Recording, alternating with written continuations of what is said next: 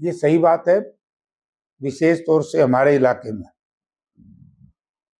Adampur, नड़ुआ, proper शहर में पानी की बड़ी भारी किल्लत है।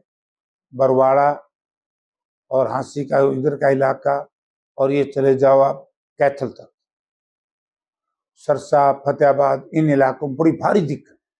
आज मैं सुबह से ही लोगों की बातें सुन रहा था, तो यानी कि टैंकर जो 300 रुपये में डलता था, आज वो 1200 में, 1500 में चले गए। इसीलिए आज हमने प्रयास करके एमपी लेड से जिस गांव ने भी पानी के टैंकर की डिमांड करी, हमने आज उनको करवाया, और हम जल्दी मुहैया करवा रहे हैं, ताकि लोग कम से कम पानी पी तो सकें। पानी की बहुत कमी है, और ये मिसमैनेजमेंट है कि हरियाणा बनने के बाद इस तरह की बुरी हालत कभी नहीं हुई जो अब हुई। और ये भी एक निकम्मी बात है कि पंजाब सरकार ने इस तरीके से एकदम हमारा पानी रोक दिया, ये निंदनीय है। और प्रदेश सरकार के बारे में तो आप लोगों ने देख ही लिया होगा, ये तो नेग्लिजेंसी है सरकार की। सरकार की लापरवाही लोगों ने मान लिया और सरकार ने स्वीकार कर लिया। तो ऐसी स्थिति में क्या करोगे आप बताओ?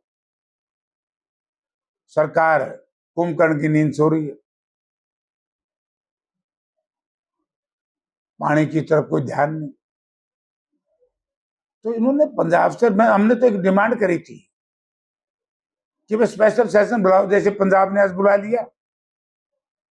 जब पंजाब के लोग इकट्ठा होकर के कहते हैं कि हम पानी नहीं देंगे, भाजपा में पंजाब और आम आदमी पार्टी दोनों मिलकर के लड़ाई लड़ रही है, तो हरियाणा में हम कहते हैं कि कांग्रेस इनके साथ खड़ी है, सरकार के साथ, जो इस पानी की लड़ाई लड़ेंगे हम साथ खड़े। लेकिन सबसे पहले तो ये चाहिए ना, अगर समय रहते संभाल लेते। दो मौके आए थे, एक तो राजीव लोंगोवाल अकॉर्ड लागू हुआ है 1985 में, तो उस वक्त अगर ये नहर की खुदाई, उस वक्त का विपक्ष लोकदल और बीजेपी नहर का निर्माण ना रुकवाते, तो एसवाईएल संपूर्ण हो जाती थी, काम चलता। बख्तन बेबख्तन दुर्भाग्य हरियाणा प्रदेश के किसान का राजनीतिक चक्कर में फंस के लोगों का नुकसान कर दिया नेताओं ने। सर, आज आपसे हिसार के रेहड़ी संचालक मिले हैं और उनके द्वारा ये कहा जा रहा है, काफी तंग किया जा रहा है गरीब लोगों को, क्या कहना चाहिए? मैं इसकी निंदा करता हूं रेहड़ी चालकों को, जिस तरीके से, यही तो है कि सत्ता के नशे में आंधे हो गए। चाहे प्रदेश की सरकार हो और चाहे शहर की सरकार हो, कारपोरेशन का जो चेयरमैन मेयर बनाया, उन्होंने तो बिल्कुल हद ही कर दी, लोगों का सामान ही पलट देता जाए। इस तरह का कदर होया करे, गरीब आदमी का पेट पर लात मार रहे हैं लोग। जो अंत्योदय की बात करने वाली भाजपा आज अंत्योदय वालों का नाश करने का काम कर रही है। क्या रेहड़ी संचालक अतिक्रमण की श्रेणी में आते हैं? नहीं, रेहड़ी अतिक्रमण की श्रेणी में कैसे आएगा? रेहड़ी तो मूवेबल है।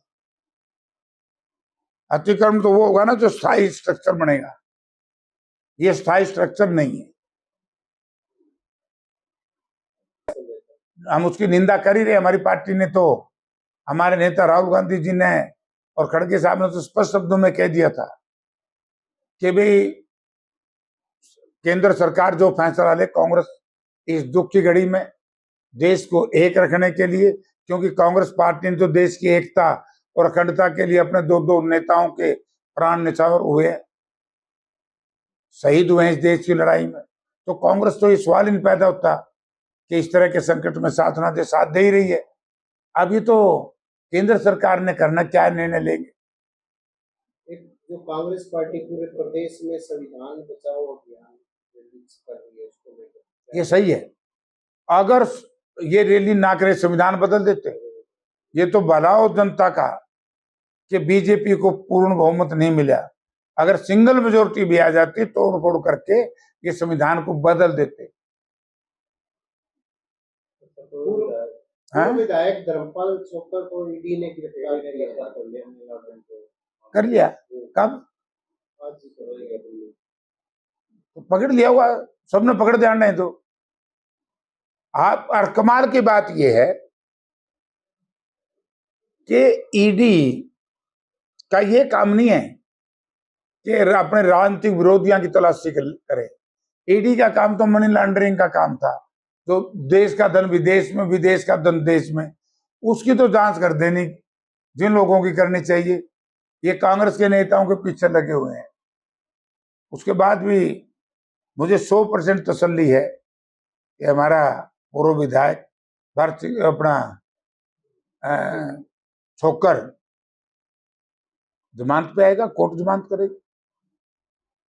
सर, नए प्रभारी आए हैं, मीटिंग भी गई है, कब तक कांग्रेस का जो संगठन का विस्तार कब तक आपको लगता कर है? देंगे यार, लग रहे हैं।